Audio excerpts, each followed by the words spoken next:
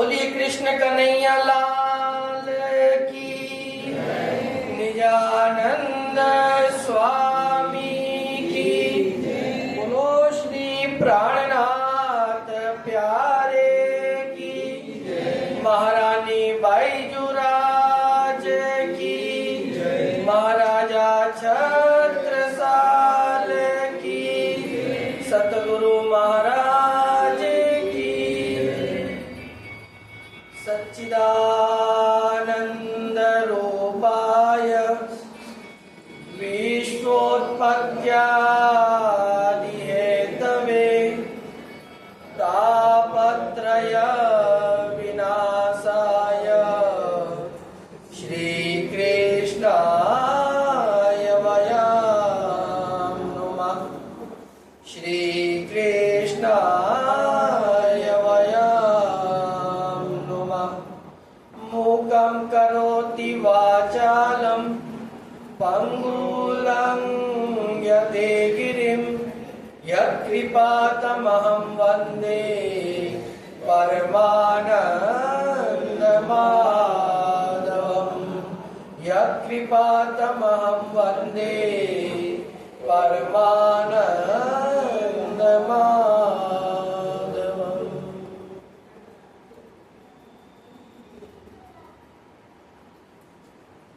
बोलिए कृष्ण कन्हैया लाल की।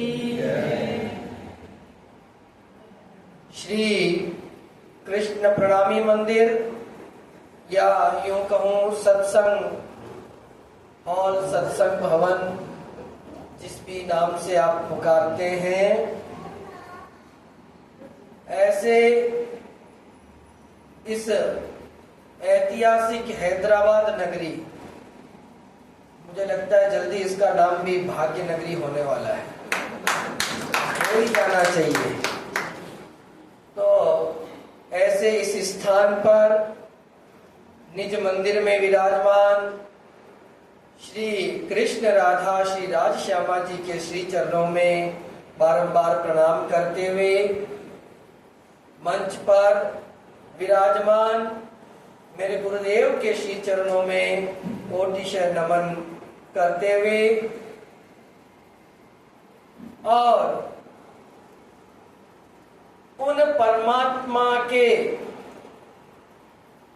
अंश स्वरूप और सदैव उनकी भक्ति में रमण रहने वाले ऐसे समस्त सुंदर सार भगवत भक्तों के श्री चरणों में मैं बारंबार प्रणाम करता हूँ।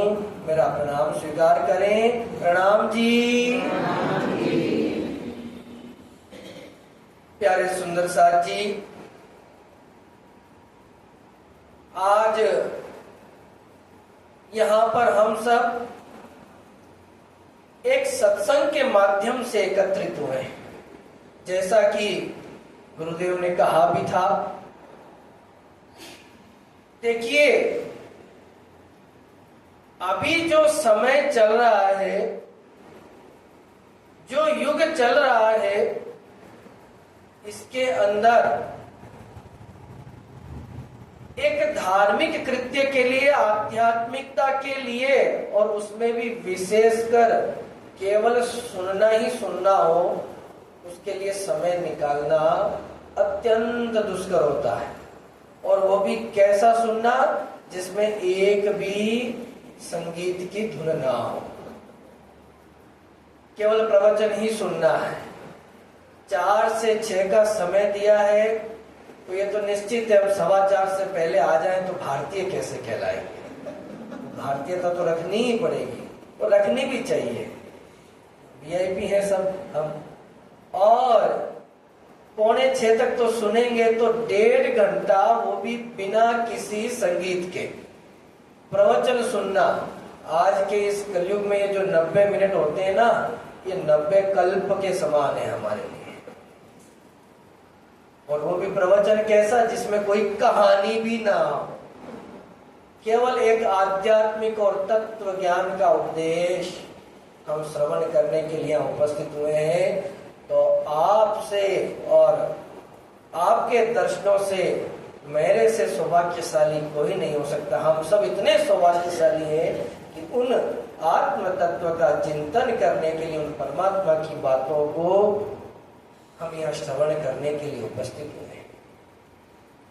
अभी अभी आपने सुना ब्रज रास और ये क्षर पुरुष की, उन पूर्ण ब्रह्म परमात्मा की त्रिधा लीला के बारे में बड़े ही संक्षेप में आपने सुना।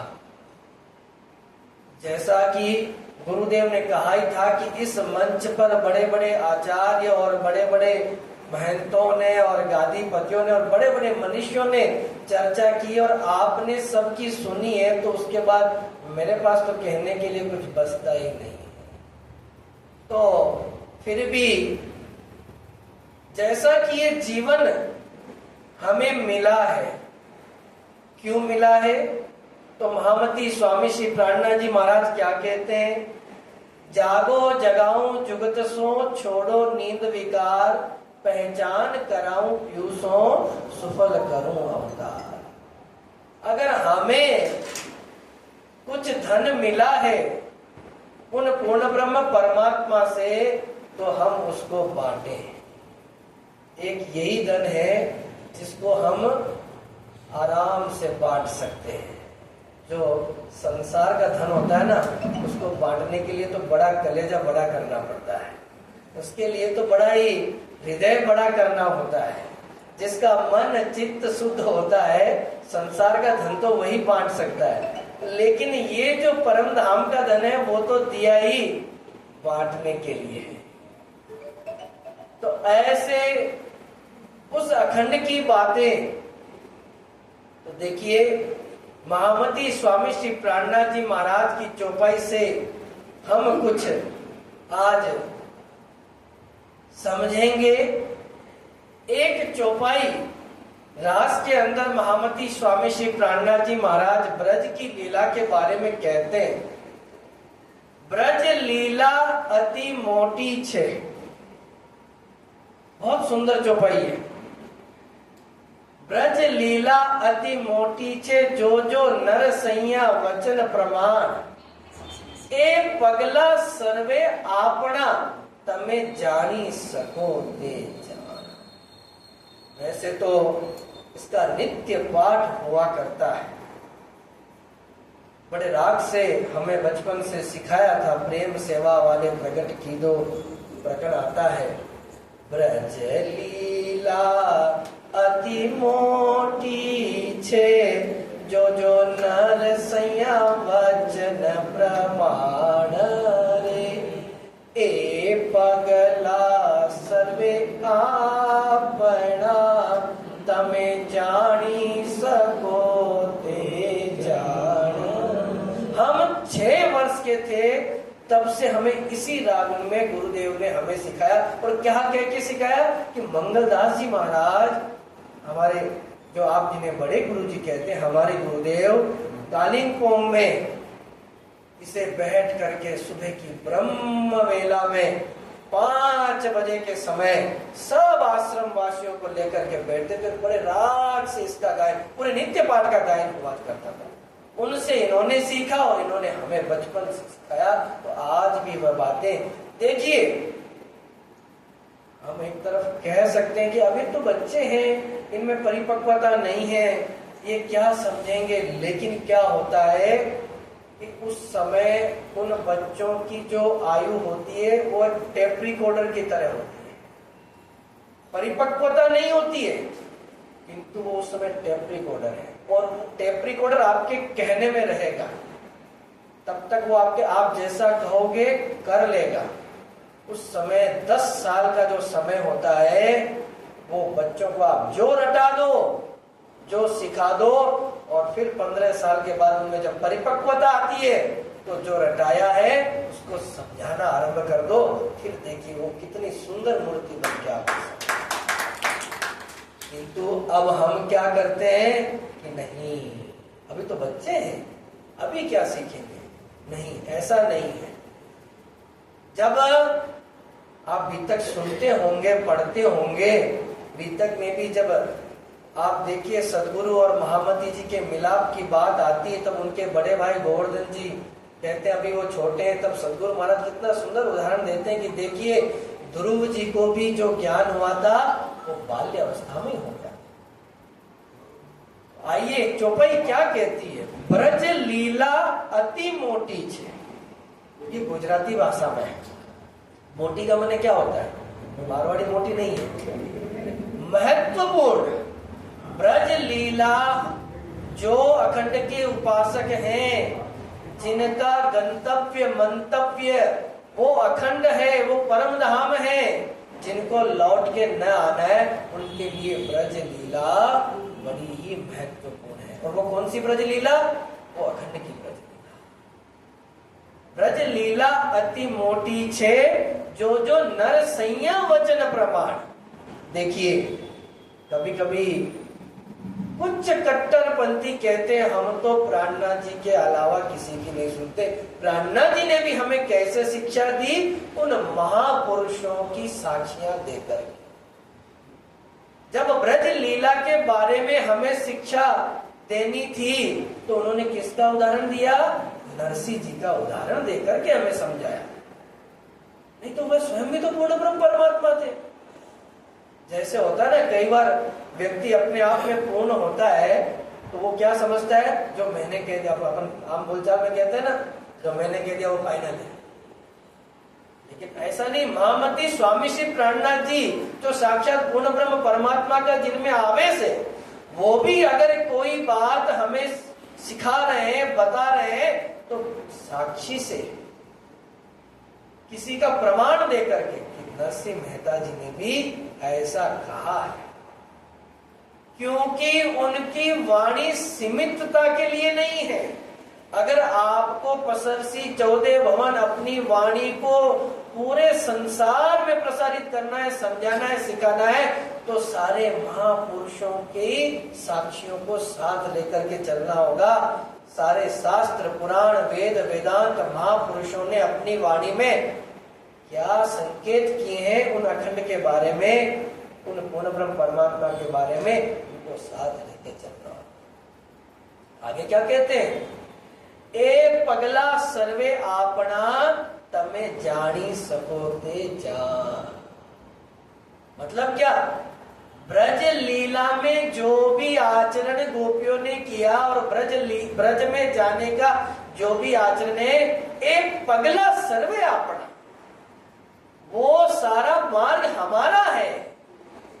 हमारा माने क्या, ये हमारा कब होगा, जैसे एक भारत का निवासी है वही कह सकता है कि सारा भारत मेरा है, मैं भारतीय हूं, तो ये ब्रज के, ये सारी ब्रज की लीला हमारी है, ब्रज का आचरण हमारा है, ब्रज में जाने का मार्ग हमारे। वो कौन कह सकता है, जो ब्रज के उस अखंड के वासी होंगे, जो उस अखंड की आत्मा होगी, जो जिसके आचरण जिसके लक्षण वहां जाने योग्य होंगे, वही कह सकता है ए ब्रज, ये ए पगला सर्वे आत्मा, ये हमारा है। तो पहले हमें वैसा बनना होगा, हमारे आचरण को वैसा बनाना होगा, हमारे चरित्र को वैसा बनाना होगा, उस अखंड के लायक हमें बनाना होगा। आज हमें जब वीसा लेना होता है किसी देश का, तो कई बार कई देशों का वीसा बड़ी मुश्किल से मिलता है, क्योंकि उनके सरकार के वैसे नियम होते हैं, बड़े कठोर नियम होते हैं, उन नियमों को हमें पूर्ण करना होता है। इस उदाहरण को और अच्छे से समझिए, जैसे कोई विद्यार्थी होता है, जब वो विदेश की कॉलेज में पढ़ने के लिए जाता है, तो उस पढ़ाई में पहुंचने से पहले उसकी पढ़ाई यहाँ पे भी उसकी एक अलग परीक्षा होती है, वो पास करनी होती है, तब वो जाकर के वहां उसे एडमिशन मिलता है। उसी प्रकार से हमें, जब हम दावा करते हैं कि हम परम धाम के हैं, तो हमें अपने आचरण को, हमें अपने चरित्र को वैसा बनाना होगा। केवल कहने से कुछ नहीं होगा। आज मैं कह दूं कि मैं वहाँ का फलाने देश का नागरिक हूँ, मैं प्रधानमंत्री कार्यालय में जा सकता हूँ, कहने से कुछ नहीं होगा। कल को कोई जिसको आपने कहा वो कहता है चल भाई मेरे को लेके चल, और आपके पास जाने की ताकत ना हो तो आपकी पोल नहीं है, फिर आपको बड़ा शर्मिंदा होना पड़ेगा। इसलिए हम अपने आचरण को वैसा बनाएं, और उसके लिए प्रथम चरण क्या है? क्या है प्रथम चरण? जिसे केवल अपना ही संप्रदाय, ऐसा नहीं कि हम ही उस संप्रदाय ने उसे प्रतिपादित किया हो, शास्त्र पुराण उसको प्रतिपादित करते हैं। वो प्रथम चरण है पतिव्रत भक्ति। पतिव्रत भक्ति से ही हम अपने इस आत्मा का कल्याण कर सकते हैं। देखिए उस बारे में आगे वो सुंदर मैं प्राणनाथ जी की चौपाई से कहूंगा तो ज्यादा अच्छा रहेगा। अभी मैं आपने जितना जो कुछ सुना है उतना तो मैंने कभी कहा ही नहीं है, तो मैं इतना बड़ा नहीं हूं कि मन से आपको कुछ सुना सकूं। स्वामी श्री प्राणनाथ जी महाराज क्या कहते हैं वो मैं बताता हूं। देखिए बहुत सुंदर चौपाई है, प्रेम सेवा वाले प्रकरण की थे, वो चौथा प्रकरण हमने सुना। पांचवें प्रकरण की 17वीं चौपाई क्या कहती है? गोपद वच रे एने समय सुख दिए निर्धारियों ते सार, त्रटक डेरे तटका करिया काई बंदड़ा हता जे संसार। गुजराती भाषा में देखिए अब तो तारतम वाणी का हिंदी रूपांतरण भी मिलने लगा है, लेकिन हमें तो तारतम वाणी पढ़ने का ही समय नहीं मिलता है, तो हिंदी रूपांतर तो कहां से पढ़ेंगे। लेकिन कभी कभी क्या होता है, हिंदी रूपांतर पढ़ने के बाद भी कई बातें समझ में नहीं आती है, इसीलिए तो हम जैसे लोगों को भगवान ने बनाया है। आज विद्यालय भी बहुत हैं, पुस्तकें भी बहुत हैं, और अब तो पासबुक भी आने लग गई, जिसे हम लोग जब छोटे थे कुंजी कहते थे। तो शिक्षक की क्या आवश्यकता थी, लेकिन फिर भी शिक्षक है कि नहीं? तो आप उनको पढ़िए। अरे पढ़ने से बहुत कुछ मिलता है। जब नहीं समझ में आए तो हम बहुत धर्म प्रचारक हैं, सदगुरु हैं, गुरुदेव हैं, आप उनसे पूछिए। कितनी सुंदर बात इसमें कही चौपाई में। गोपद वचने एणे समय, श्री सुखदेव जी महाराज श्री पद भागवत में क्या कहते हैं? पतिव्रत भक्ति की बात हमने अभी आपसे कही। उस पतिव्रत भक्ति का श्रेष्ठ उदाहरण अगर इस दुनिया में कोई है तो कौन है? गोपियां। मैं ज्यादा विस्तार में नहीं जाऊंगा, हम बस मेरे पास मैं आपके 8 मिनट और लूंगा। तो गोपियां इस पतिव्रत संसार में, संपूर्ण ब्रह्मांड में अगर पतिव्रत भक्ति की सर्वश्रेष्ठ कोई उदाहरण है तो गोपियां है। और उन्होंने इस ब्रह्मांड को कैसे पार किया? आप ताज्जुब करोगे, वो भी घर गृहस्थी वाली थी, और अब तो देखो गृहस्थियां बड़ी छोटी हो गई। 5 से 6 व्यक्ति नहीं होता घर में, घर तो बहुत बड़े हो गए। घर इतने बड़े हो गए कि मैं तो आजकल सेठ लोगों के बंगले देखता हूं तो एक एक घर में 50 लोग रुक सकते हैं। लेकिन देखिए परिवार छोटे हो गए, लेकिन बंधन हमारे बहुत बड़े हो गए। उन बंधनों को गोपियों की तरह छोटा कीजिए। गोपियों ने कोई कर्तव्य छोड़ा नहीं था। क्या उन्होंने सास ससुर की सेवा छोड़ी? क्या उन्होंने पति की सेवा छोड़ी? क्या उन्होंने बच्चों की सेवा छोड़ी? अरे उनकी जितनी मेहनत तो कर ही नहीं सकते। अब तो हमारे घर में झाड़ू लगाने वाली आती है, पोछा लगाने वाली आती है, बर्तन मांजने वाली आती है। अब तो रसोई का काम भी हम लोग खाली भोग हम लगाते हैं, थोड़े दिनों में वो भी लगाने वाला पुजारी भी घर में रखने लगेंगे। पैसे इतने हो जाएंगे जेब में, क्या करेंगे? और कपड़े धोने की मशीन भी आ गई, काम तो कुछ बचा ही नहीं। लेकिन फिर भी बंधन इतने बंध गए कि फिर भी हमें उस पतिव्रत भक्ति के मार्ग पे चलने में बड़ा जोर आता है। बंधन कैसे बढ़ाए अपने? गणेश चतुर्थी आएगी, उसके बाद देवी की वो आएगी, नवरात्र आएगी, ऐसे करते करते देखिए कुछ बात कड़वी लगे ना तो उसे ग्रहण मत करना। छोटा हूं तो अभी तो क्षमा मांग सकता हूं और आप क्षमा कर भी सकते हो। और कड़वी किसे लगती है? जो बीमार होता है। और जो एकदम है खरा खरा तो उसका आनंद आएगा। तो हमने पतिव्रत भक्ति का मार्ग छोड़ा, इसलिए हमारे बंधन बढ़ गए। एक पतिव्रत भक्ति के मार्ग पे चलेंगे तो बंधन है ही नहीं। एक पूर्ण ब्रह्म परमात्मा की सुबह से शाम हमें पूजा अर्चना ध्यान चिंतन करना है। गोपियों ने वही किया और उन गोपियों ने संसार को कैसे पार किया? गोपद पच, बहुत सुंदर उदाहरण है। गौ का बछड़ा कितना छोटा होता है और उसके खुर कितने छोटे होते हैं, और उस खुर से जो गड्ढा बनता है और बारिश में उसमें पानी कितना सा तो वो गड्ढा है और कितना सा पानी है, और उसको पार करने में कितना समय लगता है। गोपियों ने इस भव सागर को उसी प्रकार से पार किया। कैसे? पतिव्रत भक्ति के माध्यम से। एक पूर्ण ब्रह्म परमात्मा श्री कृष्ण के सिवाय उनके ध्यान में, उनके चित्त में, उनके मन में, उनके हृदय में दूसरा कोई नहीं था। तो कहते हैं ना, फिर जैसे ही बंसुरी बजी कुछ समय नहीं लगा, बस ये उलांगा और ये पहुंची।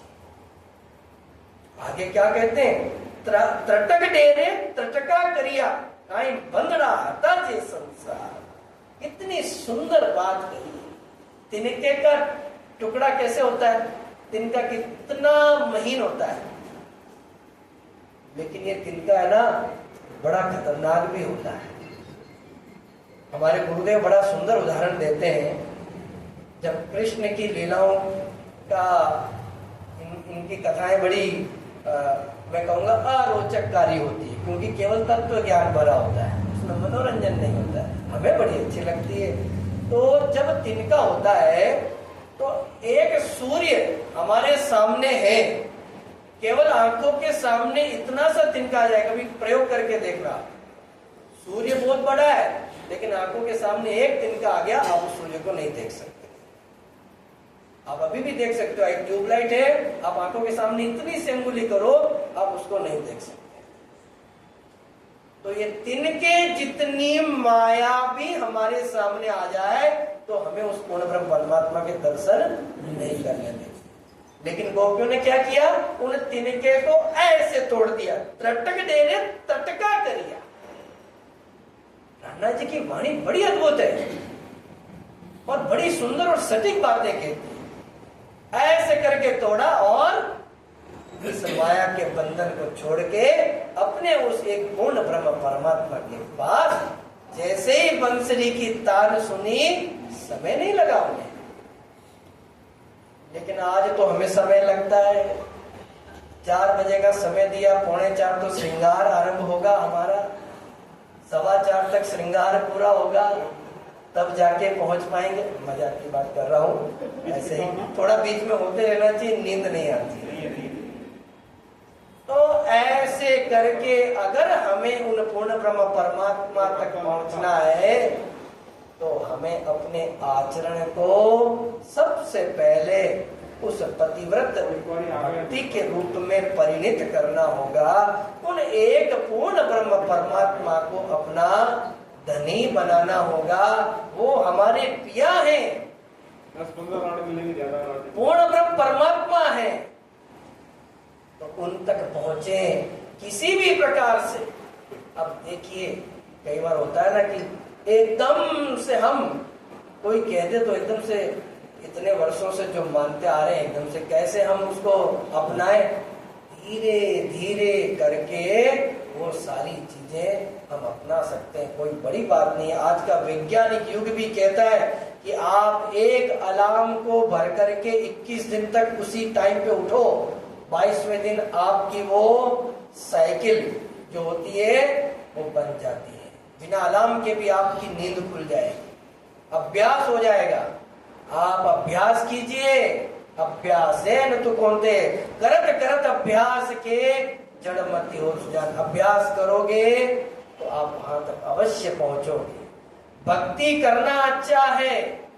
भक्ति का मतलब होता है उठना टाइम पे, नहाना धोना, मंदिर जाना, परिक्रमा करना, गाना बजाना, नाचना, ये सब भक्ति में आता है। लेकिन केवल भक्ति में रह गए, भक्ति के बाद क्या आता है? ज्ञान। उसका ज्ञान भी होना चाहिए कि हम किसकी भक्ति कर रहे हैं। और जिसको पहचान लिया, अगर पूर्ण ब्रह्म परमात्मा को पहचान लिया, तो आपके मन में वैराग्य आ जाएगा। फिर आप गोपी भाव बन जाओगे और फिर आपको भी जैसे गोपियों ने इस संसार को पार किया, आप पार कर पाओगे। इसलिए जैसे विद्यार्थी होते हैं, वे अपने जीवन में कुछ नियम बनाते हैं टॉप पे आने के लिए, कि हम उत्कृष्ट बने, सर्वश्रेष्ठ बने। वो अपने जीवन में कुछ सिद्धांत बनाते हैं, कुछ नियम बनाते हैं। और हमारा तो संप्रदाय प्रारंभ प्रकट ही, हमारा संप्रदाय प्रकट हुआ है। देखिए, ये कुछ मूल बातें हैं, ये हमें जानकारी होनी चाहिए। संसार में धर्म एक ही होता है, धर्म अनेक नहीं होते। धर्म माने क्या? सत्य। जहां सत्य है वह धर्म है। तो धर्म एक ही है, और वो क्या है? सनातन धर्म है, क्योंकि धर्म अखंड है। अब सनातन धर्म, जब से ये सृष्टि प्रारंभ हुई, धर्म का प्रादुर्भाव तब से हुआ, तब से ये सनातन धर्म प्रारंभ हुआ।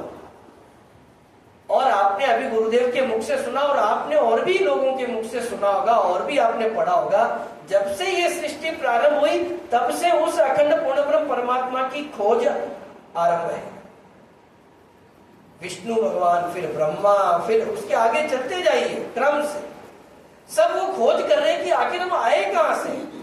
जब विष्णु प्रकट हुए तो उन्होंने सोचा हम कहां से आए, फिर ब्रह्मा प्रकट हुए, उसकी तो पूरी कहानी है भागवत में। वो सब खोज रहे हैं कि हम कहां से आए, क्योंकि वो जहां से आए वही अखंड है। क्योंकि ये सारे शास्त्र कहते हैं कि जो जिसका प्रकटन होता है वो लीन भी होता है, समाप्त होता है। जिसकी उत्पत्ति होती है वो लय होता है, समाप्त हो जाता है। तो उत्पत्ति होगी, समाप्त, तो वो अखंड कैसे हुआ? इसलिए वो ब्रह्मा विष्णु महेश त्रिदेव, स्पष्ट भागवत और शास्त्र पुराण की बातें बता रहा हूं, मन से नहीं। मन से अगर इतनी बातें बता, इतने बड़े लोगों के नाम लेके कहूंगा तो गलत भी हो सकता हूं। ये शास्त्र और पुराण कहते हैं कि वह तीनों देव भी अपने अखंड स्थान को खोज रहे हैं, कि हमारा वो अखंड स्थान कहाँ है। हम जब ये महाप्रलय हो जाएगा तो हमारा वो अस्तित्व कहाँ रहेगा, हमारा मूल स्वरूप कहाँ है। तो ऐसे करके खोज चलती गई उस अखंड की। और वो खोज कहाँ जाकर के पूरी हुई? संवत 1678 में, जब साक्षात वक्षातीत पूर्ण ब्रह्म परमात्मा श्री कृष्ण जी ने आकर के वो 16 अक्षरीय तारतम महामंत्र निजानंद स्वामी सद्गुरु महाराज को प्रदान किया। तो हे प्यारे सुंदर साथी, देखिए, एक होता है मेंबर बनाना। हमारा संप्रदाय कभी, पहली बात, हमारा संप्रदाय न किसी का विरोध करता है, न किसी की निंदा करता है। हमारा संप्रदाय का प्रमुख उद्देश्य है शास्त्र और पुराणों में क्या बातें लिखी है, सत्य के बारे में क्या संकेत लिखा है, वो दुनिया के सामने लाना। अब जैसे होता है ना कि कहीं सभा लगी हो और कहीं की यात्रा निकलनी हो, जैसे समझ लो यहाँ हम सब बैठे हैं और अब हम तिरुपति बालाजी जाने की यात्रा निकाल रहे हैं। तो क्या पूछा जाएगा? जो जो तिरुपति बालाजी जाने वाले वो हाथ खड़े करें और एक तरफ हो जाए, नहीं जाने वाले एक तरफ हो जाए। अब ग्रुप कोई बनाया नहीं गया है, वो स्वतः एक ग्रुप अलग बन गया, जाने वालों का और नहीं जाने वालों का। वैसे ही जब से वो अखंड का सिद्धांत आया, अखंड की पद्धति आई, हमने कोई संप्रदाय इसके लिए नहीं बनाया। वो सद्गुरु महाराज ने संप्रदाय या पद्धति इसके लिए नहीं बनाई कि हम अपने सदस्य बढ़ाएं, हम अपना टोला बढ़ाएं, नहीं। जो जो सत्य के मार्ग के अनुगामी हैं, जो अपने आप को इस आवागमन के चक्र से मुक्त करना चाहते, वो स्वतः ही पहचान करते करते एक तरफ होते गए। तो अपने आप एक समाज बन गया, जिसे हम क्या कहते हैं? सुंदर साध समाज हमारा बन गया। हमने कोई कम्युनिटी नहीं बनाई है, हमने कोई माइग्रेट नहीं किया है। इस तरह से हमारा एक समाज बना जो एक मार्ग की ओर मुक्त होना चाहता है। तो हमारे लिए वो कुछ सिद्धांत, कुछ नियम जो आवागमन से चक्र से मुक्त होना चाहते हैं, उनके लिए सदगुरु महाराज ने प्रकट किए और श्री प्राणनाथ जी महाराज ने उनको विवेचित करके हम सबके समक्ष रखे। क्या होता है, पुस्तकों में जब सिद्धांत होते हैं तो कई बार वो सबकी नजरों में नहीं आ पाते, कई बार हमें नहीं समझ में आ पाते। तो उसके लिए गुरु जी मंगलदास जी महाराज की बड़ी कृपा, उनके आशीर्वाद से हम सबके समक्ष मन में एक बात आई, सेवाधाम माड़ता से हम उन सिद्धांतों का सरलीकरण करके एक पेपर छपवा के लेमिनेट करके लाए हैं। जो उन सिद्धांतों को लेना चाहे कि वो सिद्धांत हमारे संप्रदाय के सिद्धांत क्या हैं, आप मेरे से लीजिए, उसका कोई शुल्क नहीं है। लेकिन मेरी एक ही शर्त नहीं कहूंगा, मैं बहुत छोटा हूँ, शर्त रखने के काबिल नहीं हूँ। मैं निवेदन करूंगा कि उन सिद्धांतों को केवल वही लें जो अपने घर में निज मंदिर में ले जा करके सामने उसे लगाए। अंदर रख देंगे तो वही बात हो जाएगी, आप 4 दिन बाद उनको भूल जाओगे। तो आप उन सिद्धांतों को ले जाएं, एक घर से एक घर में निज मंदिर होता है, उसको लगाएं। मेरा तो निवेदन रहेगा, आप अवश्य ले जाएं मन से। 99% सबका मन होगा, जो किसी का नहीं है तो भी मेरा निवेदन है, ले जाएं। मेरे कहने से एक बार उसको लगाएं, रोज पढ़ें, चिंतन करें। ना समझ में आए तो पूछें, आपके सामने इतने आते हैं, देखिए महाराज जी तो आते ही रहते हैं, कितनी उनकी कृपा है हम सब पे, उनका आशीर्वाद मेरे पे भी अपार आशीर्वाद है। मैं उनके आशीर्वाद का बखान नहीं कर सकता। और भी संत महात्मा धर्म प्रचारक आते रहते हैं, आप पूछिए। आप ना कोई हो तो हमसे फोन पे भी पूछ सकते हैं कि ये ऐसा क्यों लिखा है, क्या है। तो ये हम लेकर के आए हैं। तो उन सिद्धांतों पे चल के हमें इस आत्मा को इस आवागमन के चक्र से मुक्त करना है। ये हमारा परम लक्ष्य हो। ये ब्रह्म सृष्टि जो परम धाम की सृष्टि है, उनका इस संसार में एकमात्र लक्ष्य है, इस आवागमन के चक्र से मुक्त होकर के हम अपने परम धाम को लौटे। तो आइए अब सब मिल करके, जैसा कि बाकी सूचना तो आपको मिल ही गई, वार्षिक उत्सव 14 दिसंबर से 20 दिसंबर। मौसम बिल्कुल ऐसा रखा है कि लोग राजस्थान आने से न घबराएं। मई जून में भूल के भी मत आना, आ गए तो आप तत्काल में टिकट करके वापस जाना पड़ेगा। इतनी गर्मी पड़ती है, 50 डिग्री के आसपास। इसलिए आपको सुहाने मौसम में 14 से 20 दिसंबर में आइए। 7 दिन का है, तो जब आपको उन 7 दिन में सुविधा मिले तब आइए। लेकिन हम लोग पूर्णावधि शुक्रवार, शनिवार और रविवार के हिसाब से रखते हैं, ताकि सेठ लोगों को कुछ आराम मिल जाए और वो आराम से आ पाए और हमको दर्शन दे करके कृतार्थ करें। तो हम तो यही चाहेंगे कि देखिए, हम तो साल में एक बार आकर के आप जैसी गोपियों के दर्शन कर पाते हैं। हम कभी चाहते हैं कि वो स्थान भी कभी आप जैसी गोपियों का अनुभव करे, आपके चरण वहां पड़े और हम सब आपके चरणों की रज से वहां लाभान्वित हो। तो आइए कुछ जयकारों के साथ इस सभा को हम यहीं विराम देंगे। अब 1.5 घंटे से हम ही लोग बोल रहे थे, तो 2 मिनट आप भी मेरे साथ जयकारे लगाएंगे। बोलिए कृष्ण कन्हैया लाल की, निजानंद स्वामी की, प्राणनाथ प्यारे की, महारानी बाईजू राज की, महाराजा छत्रसाल की, सतगुरु महाराज की, भारत माता की, गौ माता की। अब मैं बोलूंगा वंदे, आप हाथ उठा के बोलना मातरम। वंदे वंदे वंदे।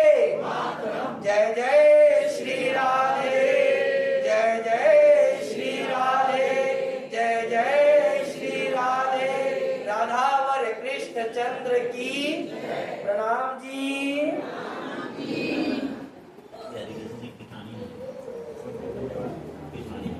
हाँ, विशेष रूप से मैं सबका धन्यवाद जरूर देना चाहूंगा।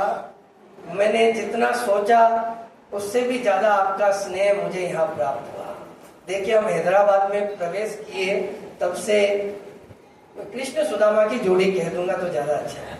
हमारे पिताजी के बचपन के मित्र साथी श्री, अब बचपन से 55 वर्ष पूरे होने आए हैं इस पर।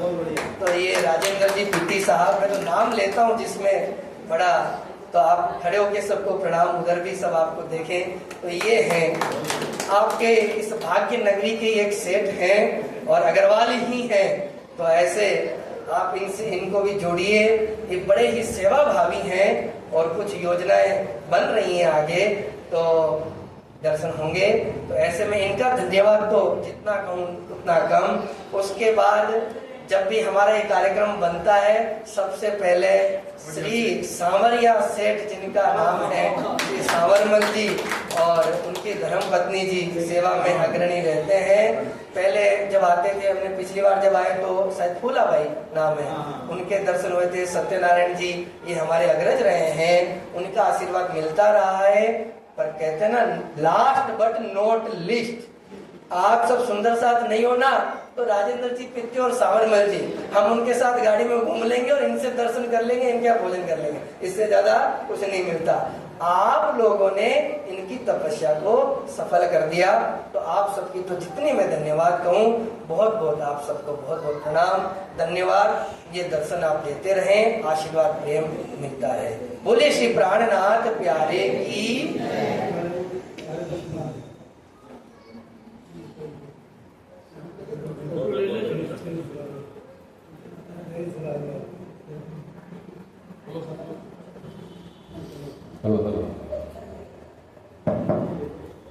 प्राणनाथ प्यारे की जय, सतगुरु महाराज की जय। देखिए सुंदर साथ जी, एक सूचना है, 23 जुलाई को, इसी महीने की 23 जुलाई को गुरु पूर्णिमा मना रहे हैं, तो महाराज सदानंद जी आ रहे हैं। मेरी सब सुंदर साथ से कर्तव्य पर प्रार्थना है, सब सुंदर साथ ज्यादा से ज्यादा पहुंचने कर पड़ रहे।